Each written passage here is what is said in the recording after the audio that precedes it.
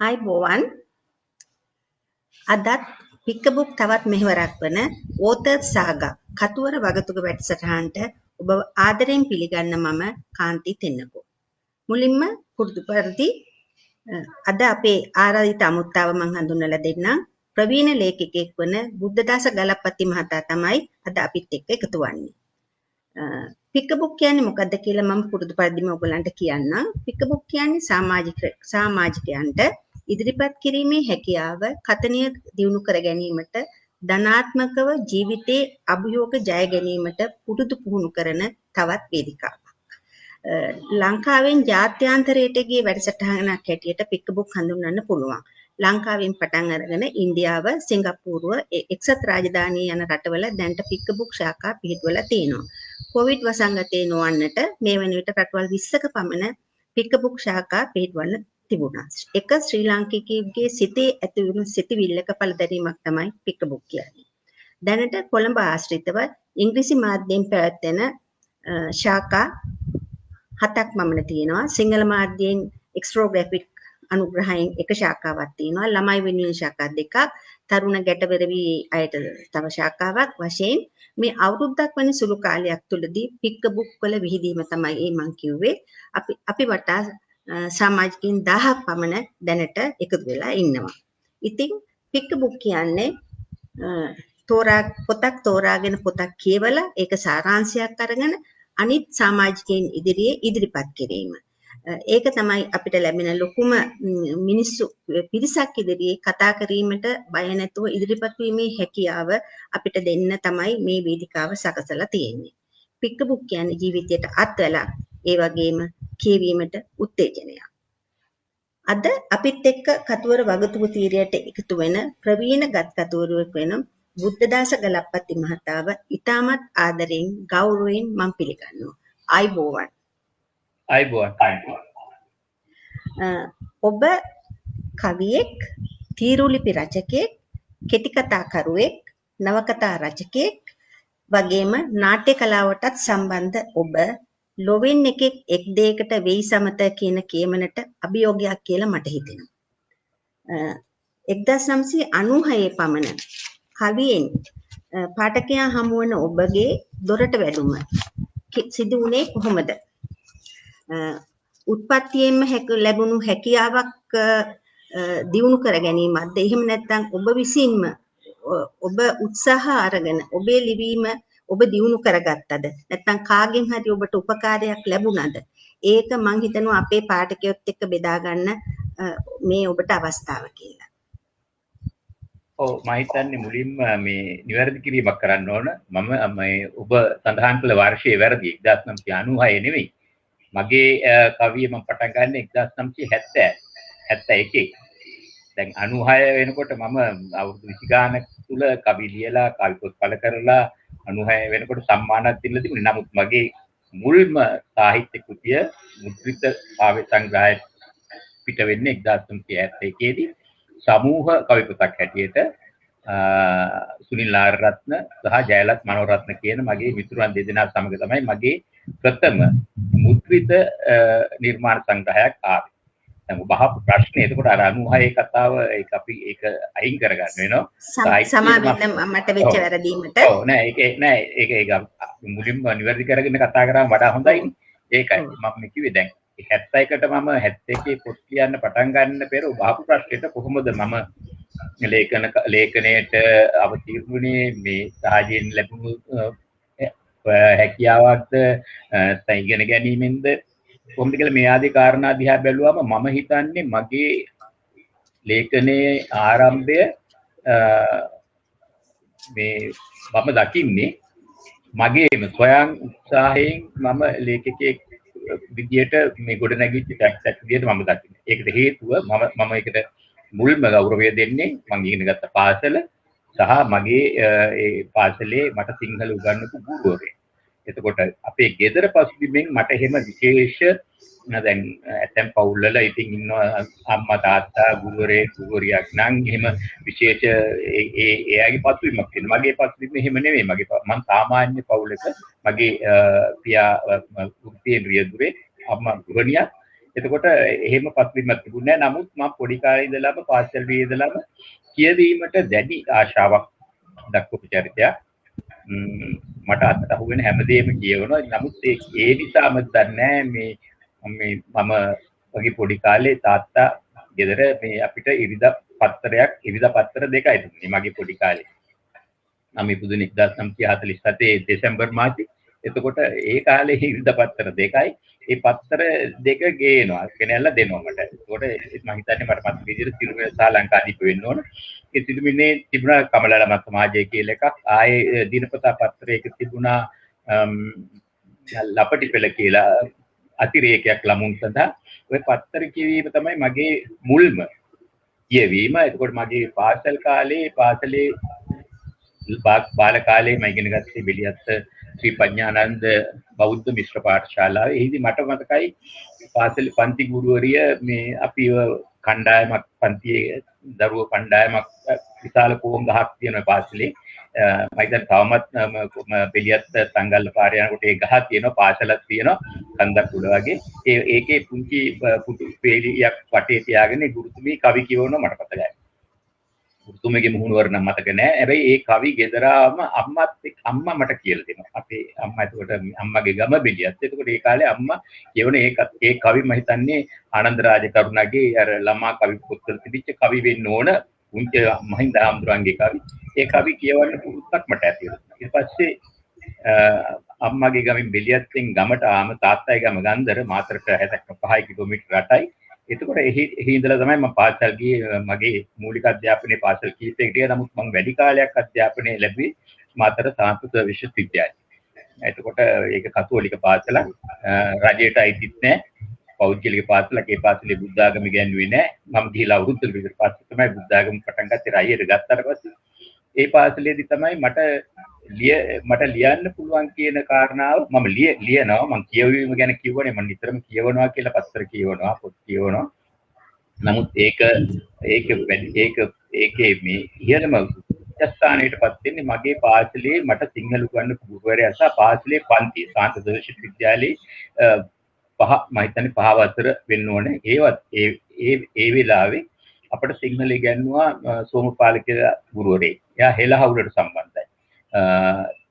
සගේ නම මට මතකයි හොඳට. ඊකේ සෝමපාල තල්පාවිල කංකාන්මගේ සෝමපාල අලු කෙට්ටු සිරුරක් තිබිච්ච ගුරුතුමා. ඉතින් එයා කාන්තේ මේක ඇති උනේ එයා කතෝලික පාසලක් වුණාට මේක වැඩිපුර ඉංග්‍රීසියෙන් තමයි මේ කටයුතු කෙරුණේ. පාසලේ පුස්තකාලයක් ඇති කරා. පන්ති පුස්තකාලයක්. පාසලේ පුස්තකාලයක් නෙමෙයි. පන්තියේ පුස්තකාලයක්.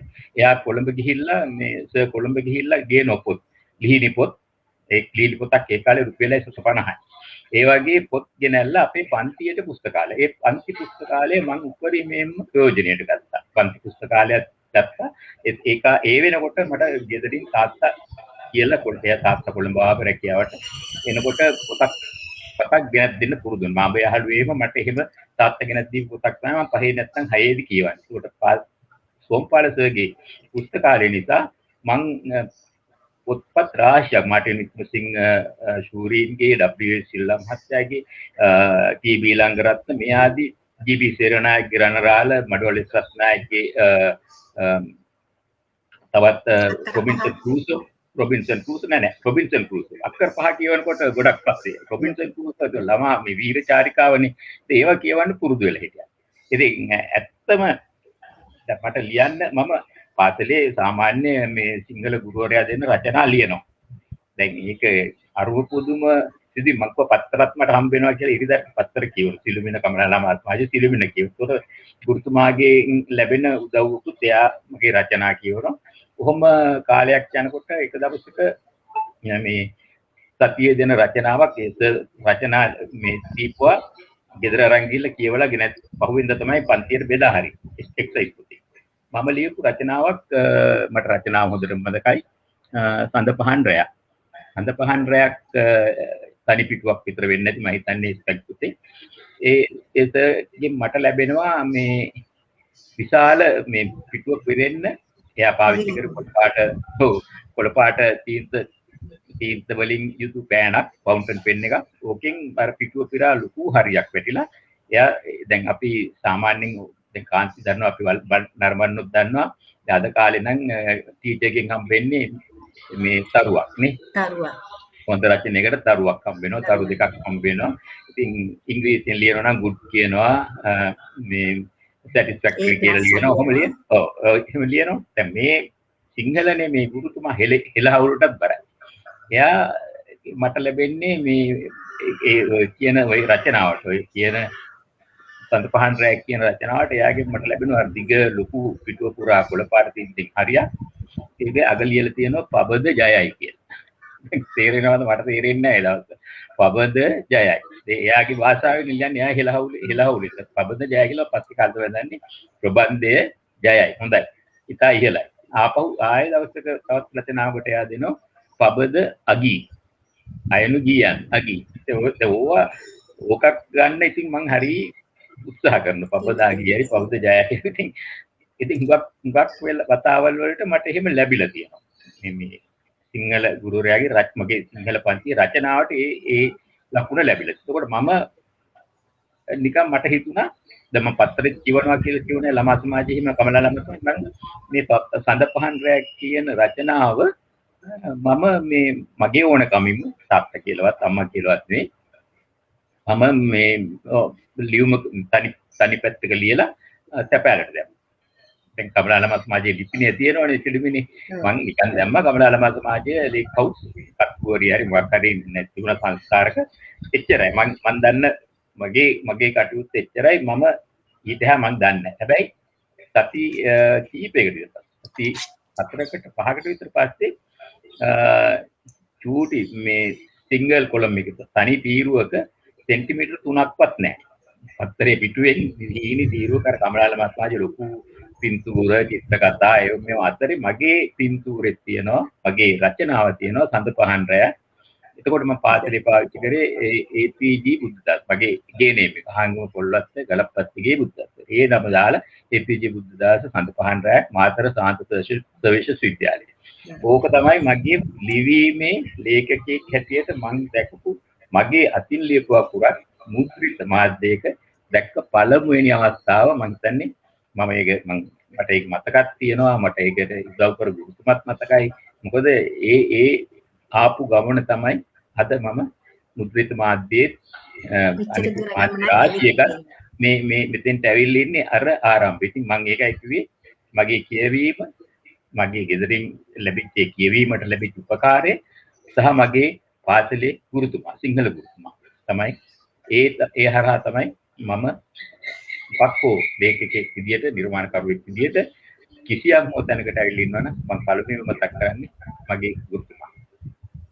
බොහොම ස්තුතියි. මම හිතන්නේ ළමයෙකුට ඉගෙන ගන්න පුළුවන් හුඟක් කරුණු ඒ ඇතුලේ තිබුණා. කියන්නේ Tamanට ඕනකමක් තියෙනවා නම් Tamanට ඕන තැනට යන්න නම් ධෛර්යය තියෙන්න ඕනේ, ඕනකම තියෙන්න ඕනේ කියන එක තමයි ඔබතුමාගේ කතාවෙන් අපිට ගන්න තියෙන්නේ. ඔබතුමා කවියෙක්, තීරුලිපි රචකයෙක්. ඒ වගේම අලුතෙන් එක කවියක් ලියපු කට්ටියට පවා ඔබගේ පොතේ ඉඩක් දීලා අලුතෙන් මුද්‍රණය කරන පොත්වලට ඒ ඒගොල්ලන්ගේ කවි ඇතුළත් කරලා ඔබ හුඟක් උදව් කරනවා. ඉතින් දැන් මේ කවිය මූණු පොත හරහා අලුත් කවි හරියට බිහි වෙනවා. කවියේ ගුණාත්මක බව මේ මගින් පිරිහෙනවද? එහෙම නැත්නම් සයිබර් අවකාශයේ තවත් කවිය දියුණු වෙනවද? ඔබගේ අදහස මොකද්ද මේ කවියේ අද තත්ත්වය ගැන? කවියේ අද තත්ත්වය ගැන දැන් ඔබ අහපු ප්‍රශ්නෙට උත්තරේ මෙහෙමයි. කවියේ අද තත්ත්වය අපි ඒ කියන්නේ සාපේක්ෂව බැලුවොත් මොන කාලෙක ඉස්සද? දැන් අපේ ලියපු කාලේ වෙන්න බෑනේ. ඒක 70 දැන් අපි ඇත්තටම මම කිව්වේ මගේ මුල්ම පුතාව 1970. එතකොට ඒකත් එක්කම කවියේ මේ අපි දකිනවා විචාරකයෝ කියනවා 70 දශකයේ කවිය කියලා. 70 ඒකට එතෙක් තිබිච්ච මිස්නස් කවිය තරමක් මේ පාඨකයන්ගෙන් ඈත් වෙනකොට මේ 70 දශකයේ කවිය කියන එක තරුණ කවීන් කීප දෙනෙක්ගෙන් ආරම්භුණ එකේ මූලිකව හැටියට හිටියේ පරාක්‍රම පුරිතුවක්කු මණිකාරුවන් පතිරණ ඒ දෙන්න තමයි පුරෝගාමින් ඒ බකවානුවේම මමත් ඒ කවියට සම්බන්ධ වුණා මගේ කවිත් ඒකට සමකාලීනව පළ වුණා ඒකෝට ඒකෙත් තිබිච්ච විශේෂම වෙනස තමයි එතෙක් මේ ජීවිතෙන් ඈත් වෙලා ඈත් වෙච්ච දේ පිළිබඳ පුද්ගලයන් පිළිබඳ කවි ලියුවා වෙනුවට පොදු ජනතාව සාමාන්‍ය ජනතාව සාමාන්‍ය ජීවිතය දිහා බලන්න මේ නව කවීන් තරුණ කවීන් 70 දශකයේ කවීන් පෙළඹුණා කියලා වුන් මේ අර සඳලු තලාවෙන් පල්ලෙහාට බහැලා පහළ අපි සමග ජීවත් වෙන මිනිස්සු පිළිබඳ කවි ලියන්න පටන් ගත්ත කියන එක තමයි විචාරකයෝ සඳහන් කරන්නේ 70 දශකයේ කවියකට. ඒ කවි මගේම තමයි මගේ කවිත් ඒ අය සලකන්නේ බොහෝ කවි මේ හැබැයි පුරෝගාමින් දෙදෙනා තමයි පරාක්‍රම සහ මුනිකරුවන් පතින. ඒකට ඒ කවිය ඊට පස්සේ ඒක වර්ධනය වෙලා 70 දශකයේ 80 දශකයේ වෙනකොට අලුත් પરම්පරාවක් වෙනවා. 90 දශකයේ හැබැයි 70 දශකයේ ඒ දීපුව තාමත් එනවා. ඒ 70 දශකයේ කවිගෙන් ඉතිරි වෙලා ඉන්නේ මම හිතන්නේ තාමත් කාව්‍යකරණයේ යෙදෙන්නේ පරාක්‍රම කුරිතෝ කවියත් මාත් පමණයි. මොකද බොහෝ දෙනෙක් ජීවිතුන් අතර නැහැ. මොනිකාරුවන් පතිරුණ එහෙම ධර්මසිරි රාජපක්ෂ වගේ කවින් නැහැ. නමුත් අනිත් પરම්පරාව අපේ પરම්පරාව ගිය මග ඊටත් එහා ගොසින් මේ වර්ධනීය තැනකට අද කවිය ගෙනල්ලා තියෙනවා. ඒකේ මම දකින්නේ අද කවිය නවීන කවිය මේ තරුණ ජවයෙන් පිරුණු කවියක් හැටියට හඳුන්වන්න පුළුවන්. ඒත් ඔය සයිබර් අවකාශය ගැන සඳහනක් කරන්න ඕන. සයිබර් අවකාශය නැත්තම් මුහුණු පොත ඒකේ කවි ලිවීමේ ඒකේ අසීමිත නිදහසක් තියෙනවනේ කාන්ත. ඔකට කවියක් කියන්න දැන් මේ මොහොතේ ඒවා සිංහලෙන් අකුරු ටිකක් කොටා ගන්න පුළුවන් නම් ඔක ලිව්වා. ඒක මම මේ මුහුණු පොතට ඇලෙව්වා තමන්ගේ පිටියේ. ඒකට ඒක සංස්කරණයක් වෙන්නේ නැහැ. මොකක්වත් ප්‍රශ්නයක් නැහැ. තමන්ගේ මේ මිත්‍ර කණ්ඩායම ක්ලබ් එක විශාල නම් ඒ අය මේකට විශාල වශයෙන් මේ කමෙන්ට් කරනවා ලයික් දානවා මේකේ ඒගොල්ලන් විචාරකයෝ වෙනවා විචාරිකාව වෙනවා. ඉතින් මම කියන්නේ එහෙම කවි ලිවීම අමාරුයි දුෂ්කරයි. එහෙම කවියක් ලියන්න බෑ. කවියක් ලියන්නේ ඒක හරියම අතිශය දුෂ්කර කටයුත්තක් තමයි කවියක් කියනවා. කියන්නේ අනිත් කතාවක් කියනකොටත් වඩා කවියක් ලියන එක අමාරුයි. ඉතින් මේ දුෂ්කර බව ඒ මුහුණු පොතේ කවි ලියන බොහෝ දෙනාගේ නිර්මාණවල නැහැ. හොඳ කවි හම්බ වෙනවා. හොඳ කවි තියෙන වෙබ් අඩවි තියෙනවා. සමූහ තියෙන ගෲප් තියෙනවා. ඒවයි අපිට ඉතාලම සාධනීය ගුණයෙන් යුතු කවි හම්බ වෙනවා. මම මේ කවි බොහෝ වෙලාවට මුහුණු පොතෙන් අරගෙන මගේ කවි රසවිඳි තීරුවට පවා අරන් තියෙනවා. ඉතින් එහෙම ගත්තොත් කවියේ වර්ධනයක් තියෙනවා. මුහුණු පොත ඒකට විශාල ආධාරයක් කරනවාද කියන එක නම් ප්‍රශ්නකාරී. නමුත් මුහුණු පොත නිසා ඕනම කෙනෙකුට කවියක් ලිවීමේ අවස්ථාව ලැබිලා තියෙනවා. ඔබ හුඟා පොත් ලියපු කතුවරේ. ඒ වුණාට අද මම හිතුවා හැම හුඟක් වැඩසටහන් වල ඔබගේ පොත් ගැන සාකච්ඡා කරලා තියෙනවා. හුඟක් අය ඔබගේ පොත් කියවනවා. ඒ වුණාට ඔබ හුඟක් අත්දැකීම් බහුල කතුවරේ. මම එහෙම කියන්නේ මාචාර්ය ඉදිරිවීර සරච්චන්ද්‍ර, ජයලත් මනෝරත්න, මහගමසේකර වැනි මහත්වරුන් ඔබ ආශ්‍රය කරලා තියෙනවා. අපිට ලං වෙන්නවත් බැරි අය ඔබ ළඟින් ඇසුරු කරලා තියෙනවා. ඔබගේ පොත ගැන කතා නොකර ඒ අය ගැන ඔබේ තියෙන මතකයන් අපිත් එක්ක හෝමාරු කරගන්න කියලා කිව්වොත් ඔබ කැමතිද? අනේ මම ඉතාලම ආසාවෙන් කරන්න කැමතියි. මොකද ඒ අය දැන් මම ඒකනේ කිව්වේ මම ලේඛකෙක් උනේ මේ කිසිම පසුබිමකින් නෙවෙයි. නමුත් මම අනිත් ඔය කියන ඔබ කිව් ඒ දෙවන්ත චරිත මහාචාර්ය සරච්චන්ද්‍රද මහගමසේකර මහත්තයාද එහෙම නැත්නම් මහාචාර්ය සුනිල් ආරත්නද ඒ ආදි වශයෙන් ගත්තාම විශ්වවිද්‍යාලයේ නැත්නම් මේ කලා ක්ෂේත්‍රවල දැවැන්තයෝ සමග මට මේ කටයුතු කරන්න වූ ආශ්‍රය කරන්න ඔවුන්ගේ නිර්මාණ වලට සම්බන්ධ වෙන්න. ඉතින් ඒක මම දකින්නේ මේ මම වගේ පුංචි චරිතයකට ලැබිච්ච මේක පෙරපිනකින් ලැබුණා වෙන්නත් පුළුවන්. කොහොම හරි ඒක ලැබුණා. මගේ ගුරුවරු ඒකත් නැවතත් මම කියන්නේ ගුරුවරු මම හඳුනා ගැනීම. මම විශ්වවිද්‍යාලේ ඉන්නකොට නාට්‍ය සංගමයේ කටයුතු කරා. නාට්‍ය සංගමයේ සංස්ථාපක. ඒකට ඒදී මට මහාචාර්ය තිස්සකාරියසම් හඳුනා ගන්න ලැබුණා. මහාචාර්ය මන්දි සෝහණදීරගේ නාට්‍යයට සම්බන්ධ වෙන්න. ඒකට ඒ හරහා ඒ මහාචාර්ය තිස්සකාරියසම් හරහා තමයි මම මහාචාර්ය සරච්චන්ද්‍රගේ මනමේ නාට්‍යයට මුලින්ම සම්බන්ධ වෙන්නේ 1969 දී. ඒ නාට්‍යයේ රංගභූමි පාලක කියන්නේ ස්ටේජ් මැනේජර්. එහෙම ඉන්නකොට තමයි පසුව මම ස්ටේජ් මැනේජ්මන්ට් වලට වඩා මගේ හිත ගියා මේ මට අඳින්නත් චිත්‍රත් අඳින්න පුළුවන් වර්ණ වලටත් මගේ ඇහැ පුරු නිසා එහි අංග රචනා කළ මේ පද්මකුමාර ඉදිරිවීර කියන ජ්‍යෙෂ්ඨ අංග රචනා නිර්මාණකරු සමග මම ඔහුගේ සහායකයා හැටියට කටයුතු කරන්න මම කැමැති කිව්වම ඔහු මාව ඒ සහායක තනතුරේ තියාගත්තා. ඉතින් එහෙම තමයි ඔහු හරහා මම අංග රචනයේට අත්පොත් ලැබුවා. ඒ හරහා මම මහාචාර්ය සරච්චන්ද්‍ර අඳුරගත්තා. සරච්චන්ද්‍ර එක්ක මේ කවදාකම ඉගෙනගෙන නැහැ. මොකද සරච්චන්ද්‍ර සර් කියන්නේ පේරාදෙණිය විශ්වවිද්‍යාලය. මම ඉගෙන ගත්තේ විද්‍යෝදය විශ්වවිද්‍යාලය. නමුත් විද්‍යෝදය විශ්වවිද්‍යාලයේ තමයි එතුමා මට මේ දෙවන නිෂ්පාදනය පටන් ගත්තේ. එතෙන්දි තමයි මම එකතු වෙන්නේ. ඉතින් එතුමාගේ නාට්‍යවල මේකප් කරා. ඊට පස්සේ පසු කාලයේදී එතුමාගේ පවුලේ සමීපතම හිත මිත්‍රයෙක් විදියට එතුමාගේ බිරිඳ දරුවන් සමග මගේ බිරිඳ දරුවන් එක්ක අපේ සම්බන්ධකම් ඇති වුණා. එතුමාගේ පොත්පත් බොහෝමයක ශෝධ පත්‍ර කියවීමේ කටයුත්ත මට පැවතුණා. මේ ප්‍රූෆ් රීඩින්. එතකොට නාට්‍ය හැම එකම වගේ සරච්චන්ද්‍රගේ නාට්‍ය හැම එකම වගේ අර රංග පත්‍රිකා බ්‍රෝෂර් කියලා එකක් අපි print කරනවානේ නළු නිලි විස්තර ඔක්කොම ඇතුව නාට්‍ය පටන් ගන්න දවසට. ඒ සියලු ඒ ප්‍රකාශන සංස්කරණය කරේ මම. ඒකට ඒ වගේ කටයුතු වලට එතුමා එක්ක සම්බන්ධ වුණා. ඉතින් ඊට පස්සේ මේ නාට්‍ය වලට සම්බන්ධ වෙච්ච වැදගත් චරිතයක් හැටියට ජයලත් මනෝරත්න මම අඳුර ගන්නවා. ඔහු නාට්‍යයේ රංගපෑව සිංහබාව නාට්‍යයේ මේ සුළු චරිතයක් කරා. අපි එහෙම ඒ රංගපෑම ඔහු රංගපෑව මම මේකප් කරා. ඒදී තමයි අපි දෙන්න අතර මිත්‍රත්වයක් ගොඩනැගිලා ඒ මිත්‍රත්වය තුලින් තමයි අපි ඇත්තටම පස්සේ සුනිල් ආරරත්න හවුල් කරගෙන අපේ මුල්ම කවිපොත ලියුනේ මනෝරත්නගේ යෝජනාව. මනෝ තමයි මුලින්ම කිව්වේ බුද්ධි අපි කවිපොතක් කළා. අපි එහෙම තමයි ඒක පටන් ගත්තේ මනෝරත්න පමණන්නේ. ඊට පස්සේ අපි කොළඹට ආවම කොළඹදී ගුවන් විදුලියට සම්බන්ධ වෙනවා. ගුවන් විදුලිය යවුණ සමාජයට සම්බන්ධ වෙනවා. යවුණ සමාජයේදී එතින්දී අපිට හඳුනා ගන්න හම්බ වෙනවා මඩවල රත්නායක. මඩවල අයියා කියලා අපි කියන්නේ මඩවල ඉස්සත්. ඒකට ගුවන් විදුලිය හම්බ වෙනවා අපිට රූෂන් පුලස්. මහාචාර්ය සුනන්ද මහෙන්. ඉතින් මේ වගේ චරිත හම්බ වෙනවා. එකක් නාට්‍ය හරහා, එකක් අපි මේ පුවත්පත් හරහා. පුවත්පත් වලට ලියන්න පටන් ගත්තාම මට හම්බ වෙනවා ඊව රණවීර කියන සංස්කාරිකාව. මේ කතුරුවරිය. ඒ මං යා දකින්නේ මගේ නිර්මාණ හරහා මගේ නිර්මාණ පළ කරන වනිතා විත්තියේ ඒ දවස්වල නිතරම. එතකොට ශ්‍රියා රත්නකාර කියන සංස්කාරිකාව ශ්‍රී සංග්‍රහව කරා. එතුමියත් මං අඳුරන්නේ මං ලිපි ඇරියාම කෙටි කතා ඇරියාම ඒවා පළ කරනවා. අනිත් කාන්තාවක් හිටියා තවත් මාධ්‍යයට සම්බන්ධ සුමන සප්‍රමා. තරුණී පත්තරේ සුමන සප්‍රමාදු මහත්මිය තරුණී පත්තරේ සංස්කාරික. නැත්නම් මේ තුන් දෙනාම මම අඳුරගන්නේ මේගොල්ලන් මේ හමු වෙලා සම්මුඛව හමු වෙලා නෑ. නමුත් මගේ නිර්මාණ වුණ අතර ගියාම ඒවා නිතරම පළ කරනවා. මේ සමහර වෙලාවට ශ්‍රී සංග්‍රහයේ සංස්කාරිකාව මේ ශ්‍රියාරත්නකාර මහත්මිය මට ලියුමකින් ලියලා තියෙනවා. ඔබේ රචනා හොඳයි. හැබැයි හැම මාසෙටම ශ්‍රී සංග්‍රහ මාසිකව බලන හැම මාසෙටම අපිට ඒකට ඉඩක් ගන්න බෑ.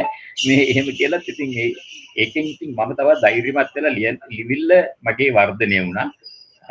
මම ඒකට මම සන්තෝෂ වෙන්නේ ඒ කිසිම කෙනෙක් මාව දැකලා මම ඒගොල්ලන්ව දැකලා නෙවෙයි ඒගොල්ලන් මගේ නිර්මාණය දැකලා තමයි මට උදව් කළේ. ඉතින් මේ ආදී මේ විශාල පිරිසක් ඊට පස්සේ කාලේ රූපවාහිනියට සම්බන්ධ වෙනවා, සිනමාවට සම්බන්ධ වෙලා ධර්මසේන පතිරාජ වගේ අධ්‍යක්ෂකවරයෙක් අපි ආශ්‍රය කරනවා.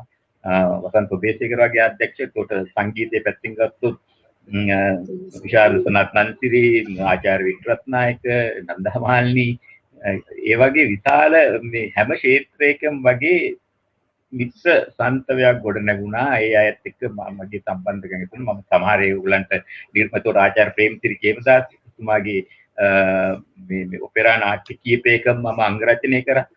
ඉතින් මම දන්නේ එහෙම තමයි ඒ සම්බන්ධකම් ඇති වුණේ. පුවත්පත් කලාව ගත්තොත් එඩි නාරිදාස් වගේ සර් කෙනෙක් හම්බ වෙනවා. එතුමා මගේ ලිපි නවයුගයේ පළ කරනවා. එයාගෙන් මට ගුරුහරුකම් ලැබෙනවා.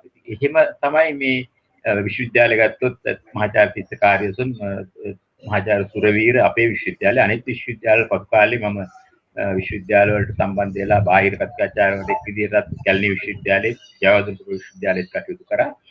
එතකොට ජේ.බී. දිසානායක වගේ සර් කෙනෙක් හම්බ වෙනවා. මහාචාර්ය කේ.එන්.ඕ. ධර්මදාස. මගේ කවි දැකලා සිංහල කවි රාශියක් ඉංග්‍රීසියට පරිවර්තනය කර රංජිනී ඔබේසේකර මහාචාර්යවරිය පේරාදෙණිය විශ්වවිද්‍යාලය.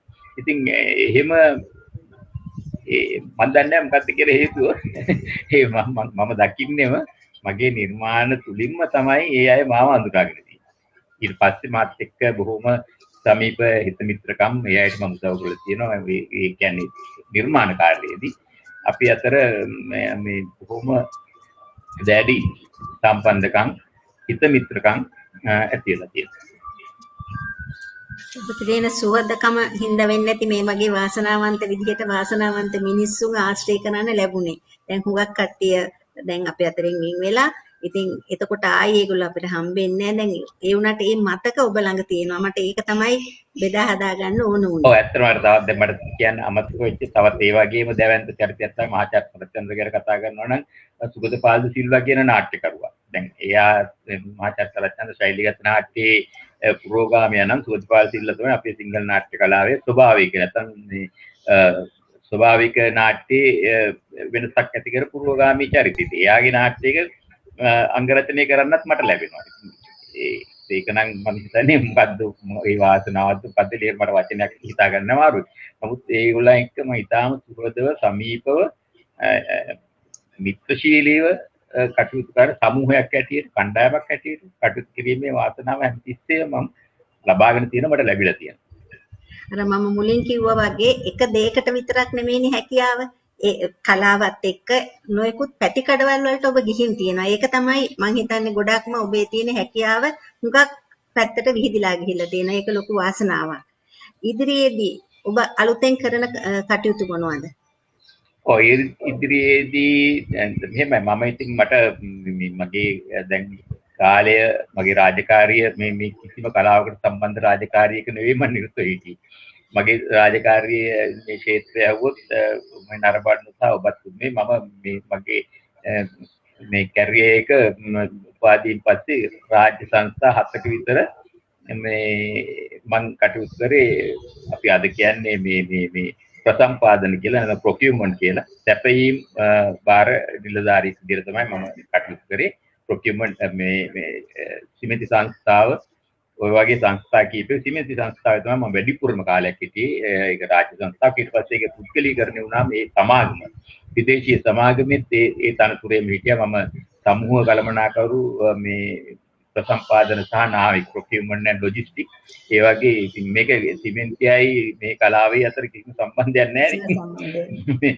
ඉතින් ගාක් අය අහනවා කොහොමද ඔතන ඉඳගෙන මේ ඔබ මේ කවි ලියන්නේ මේ නාට්‍ය වල වැඩ කරන්නේ ඉතින් මම ඒක මම අනිත් වැදගත්ම දෙයක් තමයි මම මගේ ගැන කියනවා මම කාල කල්පනාකරණය පිළිබඳ ඉතාම ඒ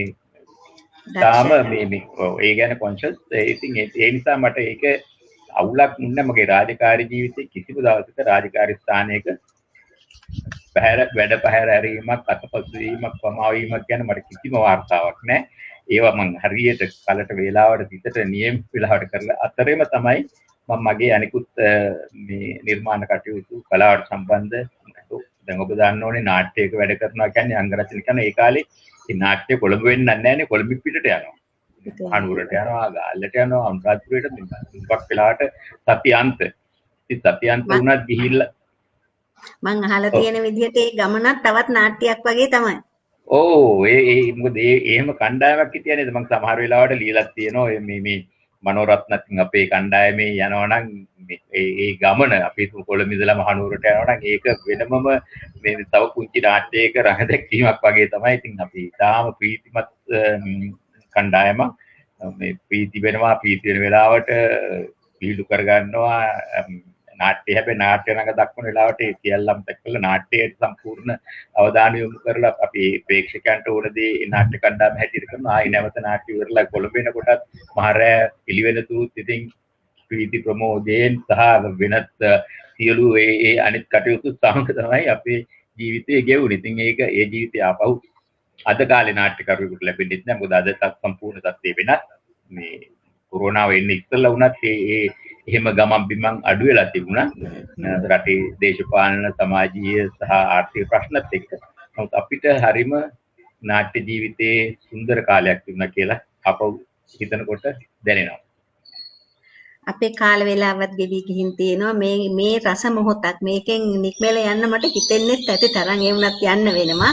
ඔව් ඒ රස මොහොතෙන් මම හිතන්නේ මම කිව්වේ නෑ මගේ දැන් ඔබ අහ ප්‍රශ්න වලින් මට ඒවයින් මේ ඉතා සුළුවෙන් තමයි ඔව් ඊටාම සංශයක් තමයි කියන්නේ මේ නිර්මාණ ගැන කිව්වෙම නෑ. දවසක් කතා කරුවත් කතා කරන්න දේවල් තියෙනවා. අපෝ ඕඩ තරම් තියෙනවා කතා කරන්න. ඉතින් ඒ සත්‍යවත් දේවලුත් තියෙනවා, මේ වැදගත් දේවලුත් තියෙනවා. නිර්මාණ පැත්තෙන් මගේ ලැබපු අත්දැකීමුත් කියන්න වෙනවා. එහෙම. පික්ක බුක් එක කියන සංකල්පය ගැන වචන දෙක තුනකින් ඔබේ අදහස අපිට කියන්න පුළුවන් නම් ගොඩක් අපි පික්ක බුක් කියන එක මට ඒක ඇත්තටම අලුත් දෙයක් නේද. ඔබ මේක විස්තර කරා. දැන් මේ වැඩසටහන ආරම්භයේදීත් ඔබ කිව්වා මේකෙන් කියවීමේට මේ ලාලසාවක් ඇති කරනවා නැත්නම් රුචියක් ඇති කරනවා. ඒතකොට ලේඛකයෙක් කවුරු හරි අඳුනා ගැනීමේ අවස්ථාව. ඒ ලේඛකයාගෙන් දැන් මම හිතන්නේ කිසි කෙනෙක් හිතන්නේ නෑනේ මම මොන විදිහේ පසුබිමින් ආපු ලේඛකයෙක්ද කියලා. මම මගේ වයස මේ අවුරුදු 70 දශකයේ මැද ඉන්නවා කියලා කවුරුත් හිතන එකක් නෑනේ. ලියනවා. ඒකකොට ඒ තොරතුරු මම හිතන්නේ නව පරම්පරාවේ නැත්නම් අලුතෙන් ඉගෙන ගන්න අලුතෙන් නිර්මාණකරණයට කැමති දරුවෙකුට තරුණයෙකුට මේ වැදගත් වෙනවා කියලා මම හිතන්නේ. මේ පික්ක බුක් කියන ඒ වැඩසටහන ඒකට ලොකු අත්ලක් විදියට මම දකිනවා. මේක මම හිතන්නේ ඉදිරියට කරගෙන යන්න මට වඩාත් අත්දැකීම් තියෙන මට වඩාත් දැනුම තියෙන අය ඔබට හමු වෙයි. ඒ අය සමග මේ දැනුම බෙදා හදාගෙන ඔබේ ප්‍රේක්ෂකයන්ට දෙන්න ඒක මේ ඉතාම යහපත් මෙහෙවරක් කාර්යයක් විදිහට මම දකිනවා. ඔබට බොහොමත්ම ස්තුතියි. බොහොමත්ම පිං. ඉතා වටිනා කරුණු අපිත් එක්ක බෙදා හදාගත්තා. පළමුවෙනියෙන්ම මට පොතකින් හම්බෙච්ච දුරකථන නම්බරයකට තමයි මම ඔබතුමාව ඇමතුවේ. ඒකට මේ පිළිතුරක් ලැබුණේ නැහැ. ඔබතුමා ඉඳලා තිබුණේ වෙනම ලයිව් ප්‍රෝග්‍රෑම් එකක ටීවී රූපවාහිනී නාලිකාවක. ඒක ඉවර වෙච්ච හැටියෙම මට කතා කරලා මේකට සම්බන්ධ කරගෙන මට ගොඩාක් උදව් කරා. ඒකට ඔබතුමාට බොහොමත්ම පිං. බොහොමත්ම ස්තුතියි. ඒ වගේම අද මේ සාකච්ඡාව අපිට මෙහෙම ගෙනියන්න තාක්ෂණයෙන් අපිට සහභාගී උදව් කරපු දිනිතිටත් රජීව්ටත් ඔබතුමාගේ පැත්තෙන් දුවක් උදව් කරා. ඒ දුවටත් ඉතාමත්ම ස්තුතියි කියලා මම කියනවා. ආයිබෝවන්. අවසාන වශයෙන් මම මේ කාන්ති ඔබටත් දිනිති සහ අනිත් රජීව්නේ ඒ දෙන්නටත් ඔබේ මේ ව්‍යාපෘතිය බාර කණ්ඩායමක් ඉන්නවා. ඒ සියලු දෙනාටමත් දැන් මට මේක මම තාක්ෂණය ගැන ඒ තරම්ම මේ එච්චර මම Zoom එකෙන් නම් වැඩිපුර දන්නවා. මේක Zoom එකට වඩා වෙනස් එකක් නිසා තමයි ප්‍රශ්නේ උනේ. මම දුවට කිව්වා මෙයා ඇවිල්ලා මේක මේ අවශ්‍ය පරිදි මේක අදලා දුන්නා. ඉතින් ඔබ ප්‍රධාන සියලුම දෙනාට කණ්ඩායමට මම මගේ ස්තුතිය සහ මේ භක්ත්‍යාදරය පුදනවා මේ අවස්ථාවේ. මොකද මේ පැය භාගයක් වුණත් ඉතින් මෙහෙම වෙලාවක ඇත්තටම ඒක හිතට හරීම සැහැල්ලුවක්. මොකද ගෙවල් වලට ඉන්න වෙලාව කොරෝනාව නිසා එළියට යන්න බැරුව ඉන්න වෙලාවක ඔබ වගේම තව මේක නරඹන පිරිසක් ඉන්නවනම් ඒ අය දකින්න ඇති. ඉතින් ඒ බෙදා ගැනීමට ඒකට ආරාධනා කිරීම පිළිබඳව ඔබට බොහොම ස්තුතියි. ඔබට නිරෝගී සුව ප්‍රාර්ථනා කරනවා. ආයිබෝවන්. බොහොම ස්තුතියි.